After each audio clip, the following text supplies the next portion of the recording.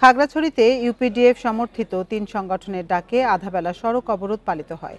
সকাল ৬টা থেকে শুরু হয়ে বেলা ১২টা পর্যন্ত খাগড়াছড়ির প্রধান ৩ সড়কে এই অবরোধ কর্মসূচি চলে।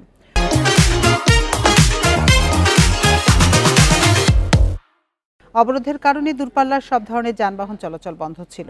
ভোরে খাগড়াছড়ি চট্টগ্রাম সড়কের চেঙ্গি ব্রিজ এলাকা ও পানছড়ি সড়কে গাছের গুঁড়ি ও টায়ার পোড়ায় অবরোধকারীরা।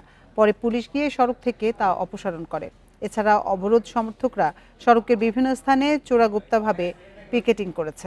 গত ৭ সেপ্টেম্বর মানিকছড়ির তবলাপাড়ায় গ্রামবাসীর ওপর গুলিবর্ষণ করে দুর্বৃত্তরা। এরপর থেকেই সন্ত্রাসীদের গ্রেপ্তারের দাবি জানিয়ে আসছে ইউপিডিএফ সমর্থিত পিসিপি, হিল উইমেন্স ফেডারেশন ও নারী আত্মরক্ষা কমিটি।